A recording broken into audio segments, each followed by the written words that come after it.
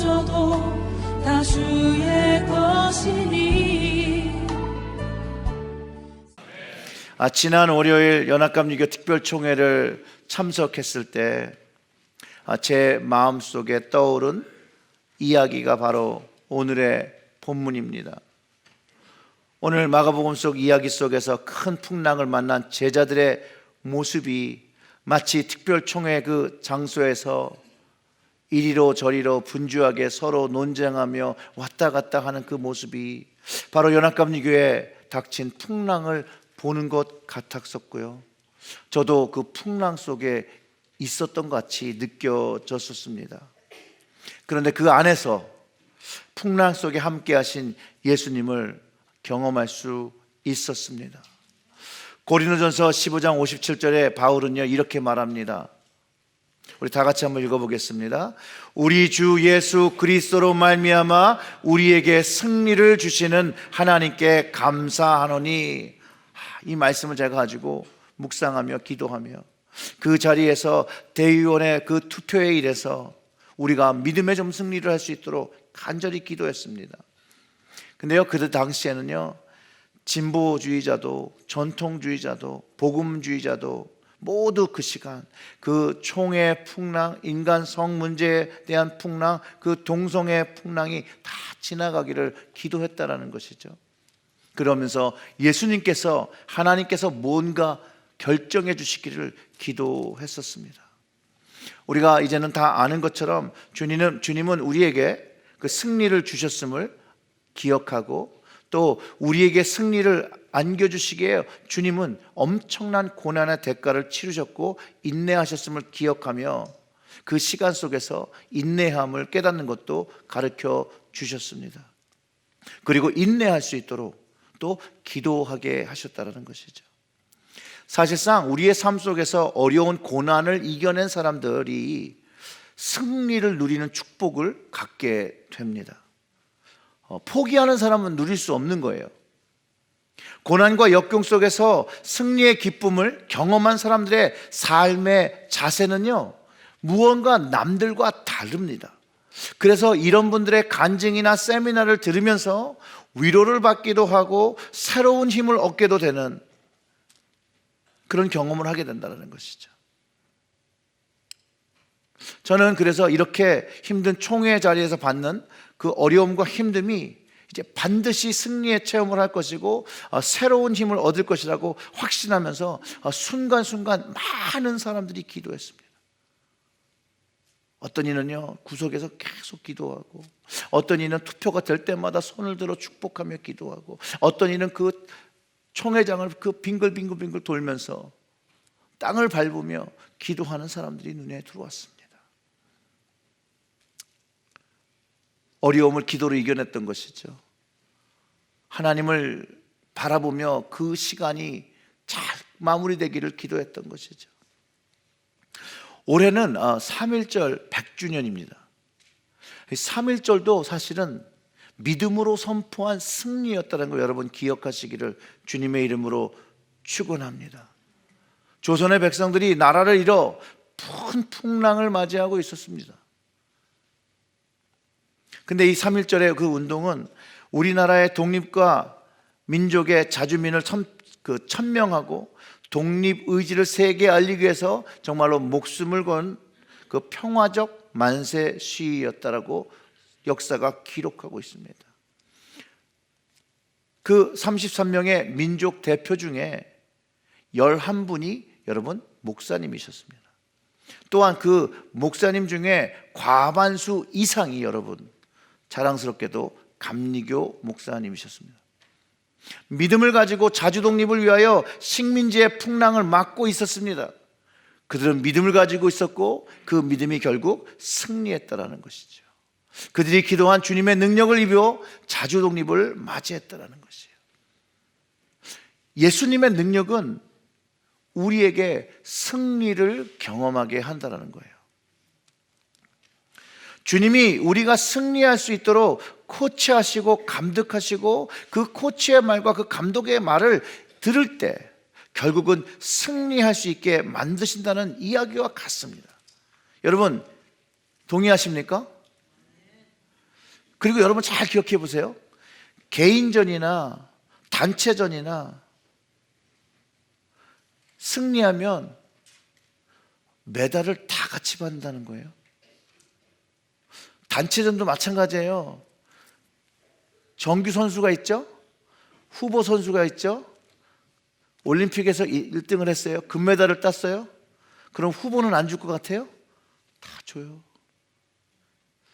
하나님 나라의 팀이 함께 하나님 나라를 위하여 싸워갈 때 하나님 주시는 상급이 다 똑같다라는 거예요. 물론 우리가 스포츠 게임을 하는 건 아니죠. 주님을 믿는 우리는요, 세상이란 거대한 것과 싸우는 것이죠. 영적인 전쟁을 하는 것이죠. 오늘 본문의 내용을 보면 우리는 사상이라는 큰 폭풍과 싸우고 있는 것입니다. 근데 여러분, 이것을 믿으셔야 돼요. 결론적으로는 우리는 예수 그리스도의 능력으로 말미암아 하나님께서 우리에게 승리를 주고 계시다는 것을 믿음으로 선포해야 된다는 것이에요. 아멘. 요한 1서 5장 4절의 말씀은 이렇게 합니다. 무릇 하나님께로부터 난 자마다 세상을 이기니라. 세상을 이기는 승리는 이것이니 뭐라고요? 우리의 믿음이라. 우리의 믿음이라. 주님이 우리에게 나에게 승리를 주시는데 우리가 그것을 믿으면, 그 믿음이 있으면 그럼 이미 승리한 것이라는 거예요. 그러면 하나님께 이제 감사드릴 제목가 있는 거예요. 아직 어려운 상황이 있을 때도 하나님께서 주시는, 주님께서 주시는 승리를 이미 알고 있으니 그 주실 승리에 대해서 감사하면 된다는 거예요. 오늘 우리가 부른 찬송, 내 평생에 가는 길이, 그 호레이어 그 스팔포드라는 사람이 쓴 찬송인데요, 그의 삶 속에서 주 안에 있는 승리를 표현한 노래라고 저는 믿습니다. 1871년에 아들이 사망해요. 그리고 그가 가진 모든 재산이 그 시카고에 큰 불이 났을 때 모두 전소가 됩니다.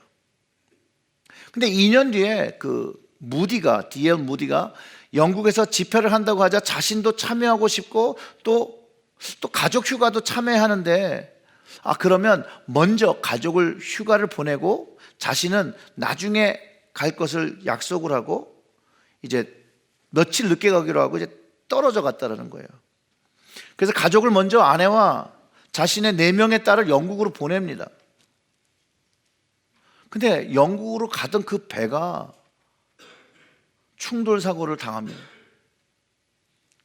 그래서 4명의 나머지 딸들이 다 바다에서 죽음을 당합니다. 아내만 살아남아요. 그리고 영국으로 도착합니다. 그리고 그녀가 이 전보를 보내는데 saved alone, 홀로 살았다고 전보를 보냅니다. 이제 다시 영국으로 향하죠. 아내를 만나러.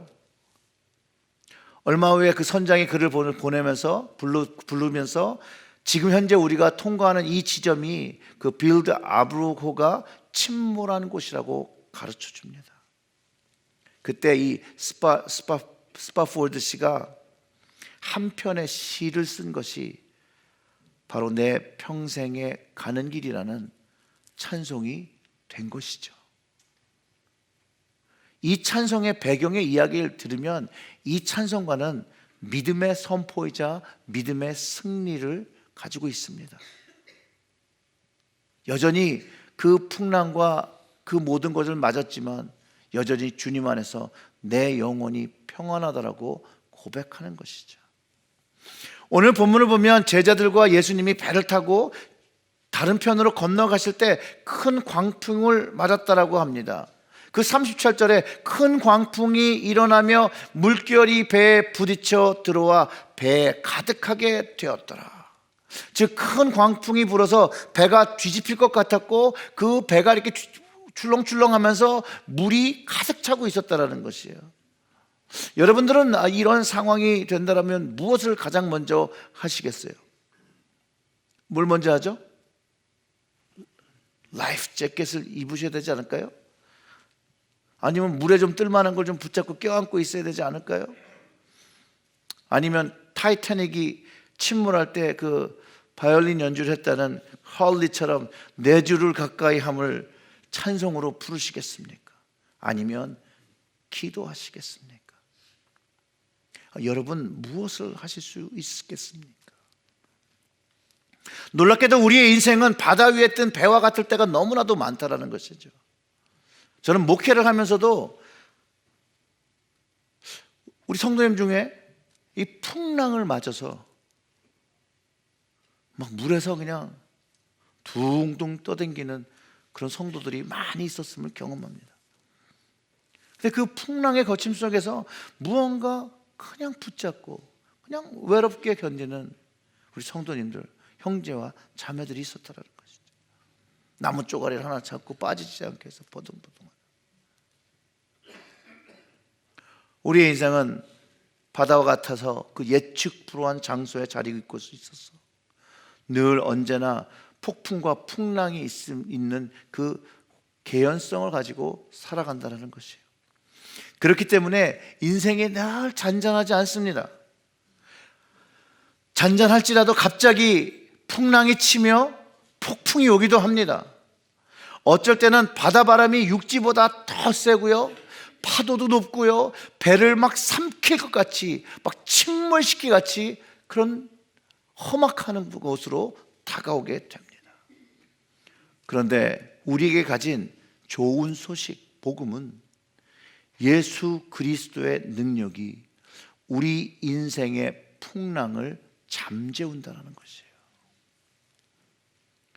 주님이 말씀하시면 풍랑이 멈추는 것이에요. 우리는 풍랑을 맞으면 너무나도 무섭고 두렵죠. 어떻게 할지 완전히 out of control 하죠.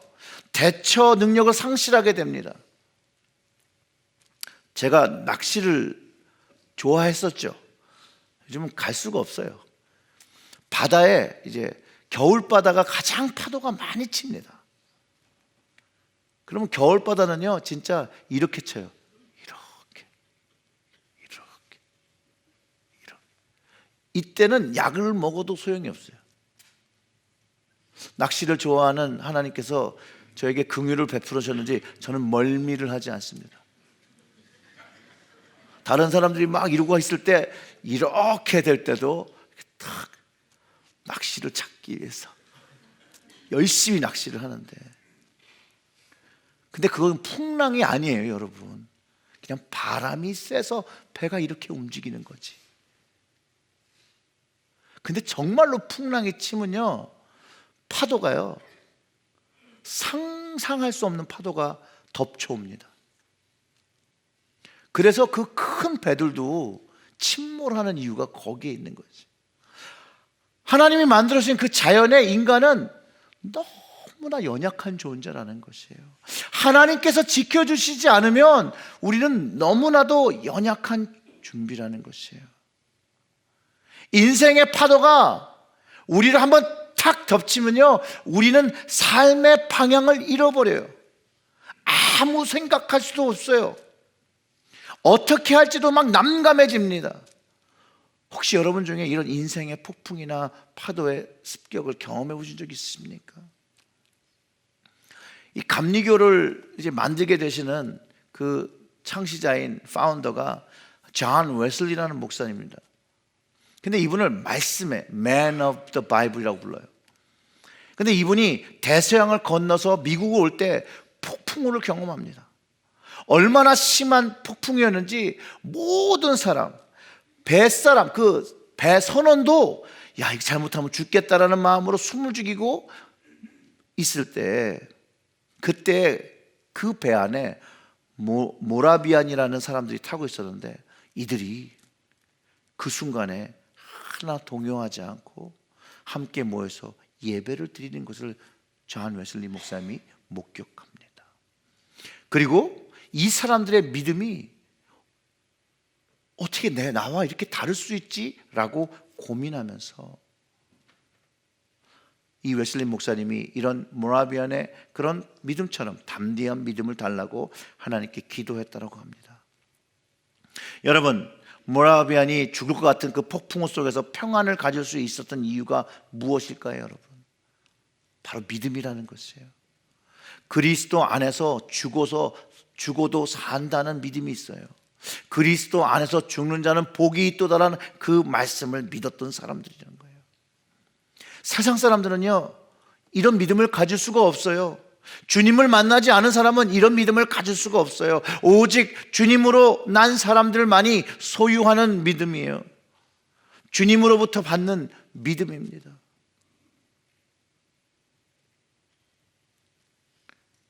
제자들은 예수님이 바로 옆에 있었는데도 불구하고 두려워하고 허둥허둥댔어요. 주님이 옆에서 주무시고 있는데 불구하고 주님은 잠만 주무시냐고 합니다. 그리고 주님이 일어나신 다음에 하신 게 있어요. 39절과 40절의 말씀이 이렇습니다. 예수께서 깨어 바람을 꾸짖으시며 바다더러 이르되 잠잠하라 고요하라 하시니 바람이 그치고 아주 잔잔하여 지더라. 자, 40절. 이에 제자들에게 이르시되 어찌하여 이렇게 무서워하느냐? 너희가 어찌 믿음이 없느냐 하시니 이렇게 하셨다는 거예요. 폭풍을 이기는 승리, 바로 믿음인 것을 제자들에게 주님께서 가르쳐 주시고 있어요. 이들은 사실은 사도들이었어요. 그런데 믿음이 없다고 하십니다. 예수님은 늘 가까이 하고 예수님에 대해서 누구보다 잘 알았을 텐데 이들은 믿음이 없어서 주님을 깨워 이 폭풍을 잠재워 달라고 부탁하지 못했어요. 예수님의 기적을 보고 병 고침의 능력을 보았던 제자들인데 이 폭풍이란 녀석은 한순간에 제자들의 믿음을 부셔버렸다는 거예요. 주님을 온전히 신뢰할 수 없었어요. 진정 하나님의 아들로서 바람과 파도마저 잠재울 수 있다는 그 믿음이 없었다는 거예요. 생각해 보세요. 알았다면 걱정했겠습니까? 알았다면 허둥댔을까요? 그걸 정말로 믿고 신뢰했다면 여기에 하나님의 아들이 타고 있는데 감히 파도와 바람이 어떻게 할 수 있겠어? 라고 믿음을 가지고 주님이 일어나 잠재우시기를 기다렸겠죠. 자, 여기서 제자들이 허둥댔던 이유를 한번 생각해 보면 이렇습니다. 제자들 중에 어떤 분들이 있었죠? 배를 타시던 분들이 있었어요. 어부 출신들이 있었어요. 풍랑이 시작할 때 주님을 부르지 않습니다. 그들의 프로페셔널이 어부잖아요. 자신의 어부의 능력을 믿고 뭔가 시도해 보았겠죠. 그리고 자신들이 해볼 수 있는 데까지 다 했는데 안 된다고 생각을 하니까 또 그 이전까지는 예수님을 생각하지 못했을지도 모릅니다. 그리고 안 되니까 이제 어떻게 할 수가 없으니까 주님을 깨우며 주님, 저희들이 해볼 만큼 다 해봤는데 다 안 됩니다. 여러분, 이거 우리 신앙 속에서 일어나는 일 아닐까요?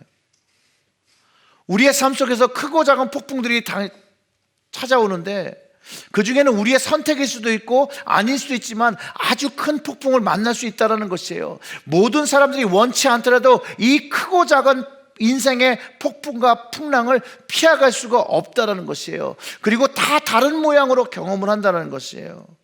사람들은요, 각자에게 온 인생의 폭풍이 가장 힘든 경험이에요. 가장 어려웠던 폭풍이에요.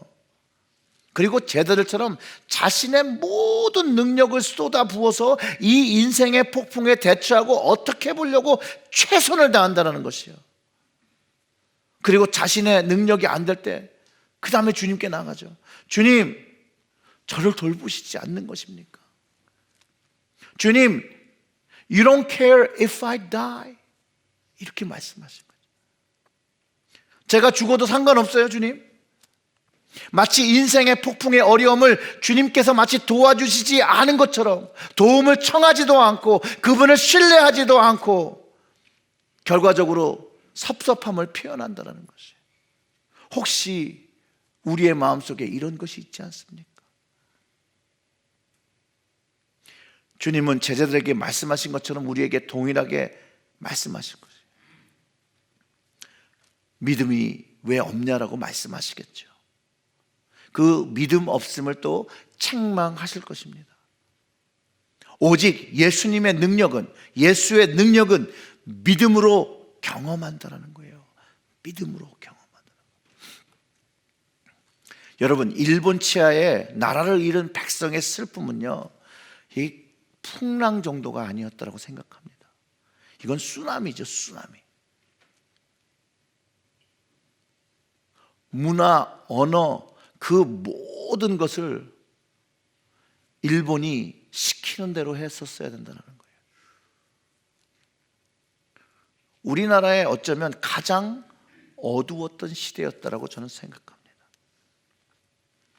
그때 여러분, 예수님을 만난 사람들이 무엇을 할 수 있었을까요? 그 시대의 크리스천들이 복음을 받아들이면서 일본 통치 아래서 그들이 꿈꾼 것이 무엇이었을까요? 전 이들에게 주님은 한 줄기의 빛이었다라고 생각합니다. 그들이 경험하는 주님은 빛이었어요. 미래를 보는 빛이었어요. 그 빛을 보기까지 주님이 그렇게 가까이 계신 줄 몰랐을 것이에요. 그 주님을 진심으로 믿기 시작한 날, 그 주님의 빛이 그 방광의 캄캄한 바다와 풍랑 속에서 주님의 빛이 있는 곳을 믿고 헤엄쳐 나오기 시작한 그날, 저도 경험했고 여러분도 경험한 그곳, 그날 우리는 그곳에서 주님께 우리의 인생을 드리게 된다는 것이죠. 1738년 5월 24일 이 웨슬리 목사님이 올더스게이트 거리에서 그 교회에 있는 교회 안에 들어갔을 때, 루터의 그 로마서 서문을 읽을 때 그는 가슴이 뜨거워지는 경험을 하게 됩니다. 그리고 그리스도만이 구원인 것을 깨닫게 되고 구원의 확신을 하게 되고 주님께서 자신의 모든 죄와 사망의 법에서 자신을 구원하였다는 것을 실제로 믿어지기 시작합니다. 그 이전에 그는 목사였고요, 신실한 그리스도인이었고요, 정말로 메토디스트, 정말 방법주의자라는 별명을 얻는 것처럼 정말로 시건과 이런 걸 지켜서 신앙생활을 열심히 했던 사람이었어요. 근데 그가 주님이 그렇게 가까이 계시다는 걸 몰랐던 것이죠. 바로 1738년 5월 24일 그가 회심합니다. 거듭남을 체험합니다. 오늘 본문의 제자들처럼 그 가까운 곳에서 주님의 능력을 실제로 경험하며 거듭나게 된다는 거예요. 바로 웨슬리가 경험했던 이 경험이 모라비안들이 큰 폭풍우 속에서 두려워하지 않고 주님을 예배하고 찬송했던 근원이었다는 것이에요. 그런데 여러분, 거듭났다고 해서 인생의 풍랑이, 그 폭풍이 오지 않는 것이 아닙니다. 여전히 계속해서 우리의 인생에 풍랑이 찾아오고 폭풍이 찾아와 우리의 삶을 흔들고 있다는 것이에요. 그러나 여러분, 이 폭풍을 이길 힘, 주님이 우리와 함께 계시기 때문에 걱정할 필요가 없다는 것이죠. 이 특별총회의 결과, 제가 갔던 이 특별총회의 결과가 풍랑이 잠잠해진 것 같이 느껴지죠. 그런데 여러분, 또 하나의 풍랑이 찾아오고 있습니다. 다음 풍랑은 그럼 어떻게 넘어가야 될까요? 여전히 동일하신 주님이, 여전히 우리에게 말씀을 주신 주님이 계십니다. 또 그 주님의 능력을 찾을 때, 주님께 기도하며 이것을 의탁할 때 주님께서 잠잠케 하실 것이고 주님께서 우리에게 또 새로운 길을 내실 것이라고 저는 확신합니다. 그렇기 때문에 우리 모두는 우리가 어디에 있든지, 폭풍 속에 있든지 풍랑 속에 있든지 간에 우리는 믿음으로 주님께 나아가야 한다는 것입니다. 그 주님의 능력 지금 우리와 함께 하십니다. 우리와 함께, 나와 함께 하신다는 거예요. 주님은요, 나와만 함께 하지 않으시고 우리 모두와 함께 하신다는 것이에요. 우리는 동일한 배를 타고 있습니다. 우리는 어떤 배를 타고 있죠?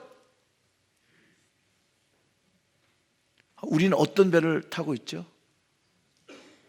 노래도 있잖아요. 하늘을 날아 어떻게 가요? 구원의 방주에 같이 타고 있습니다. 동일한 배를 타고 있는 거예요. 그리고 모든 것을 해결하시는 주님께 우리의 눈을 맞춰야 되는 것이에요. 신뢰해야 되는 것이에요. 그분의 인도하심을 바라봐야 되는 것이에요. 예수님만이 오직 우리의 인생의 풍랑의 해법이라는 거예요. 예수님은 과거이시며 현재이시며 미래이심을 믿고 그 하나님의 아들임이, 그분으로 인해서 구원이 성취되어 우리와 함께 계심이 승리로 주어졌다는 것을 믿으시기를 주님의 이름으로 축원합니다. 예수님만이 길입니다, 진리입니다, 생명입니다. 하나님께 가는 다른 길과 이름이 주어진 적이 없습니다. 주님은 항상 우리와 함께 계십니다. 어려울 때도, 힘들 때도, 기쁠 때도, 눈물을 흘릴 때도, 속상할 때도, 억장이 무너지는 일이 일어날 때도, 사람들이 나를 아프게 할 때도, 사람들이 나와 반대할 때라도 주님은 우리와 함께 하십니다. 전통 플랜이 통과돼서 우리는 마음을 쓸어내리며 기뻐하지만 또 그것에 동의하지 못해서 아파하는 사람들이 있습니다. 어려워하는 사람들이 있습니다. 저는 이들이 이 풍랑에서 주님이 옆에 계신 것을 기억하고 주님을 찾으며 주님 안에서 회복되기를 기도합니다. 여러분도 그것을 위해서 기도해 주시기를 주님의 이름으로 부탁드립니다. 우리가 주님을 신뢰하고 믿을 때 하나님으로 난 자가 되며 세상을 이기는 그 승리와 믿음을 갖고 면류관을 가지게 되는 믿음을 가지고 살아가게 됩니다. 이 믿음만이 하나님을 기쁘시게 한다는 것 여러분 꼭 기억하시기 바랍니다. 오늘은 성찬 주일입니다. 주님은 우리를 살리기 위해서 주님의 몸을 주셨고 피를 흘려 주셨습니다. 모든 사람을 위해서 주셨습니다. 그리고 그것을 경험한 사람은 온전한 주님의 말씀에 귀를 기울여야 합니다. 사랑하는 성도 여러분, 주님은 먼 곳에 계시지 않습니다. 여러분들이 붙잡고 부르시면 들을 정도의 자리에 꼭 함께 계시다는 거 기억하시고 늘 주님과 함께 동행하시기를 주님의 이름으로 축원합니다. 다 같이 기도하겠습니다.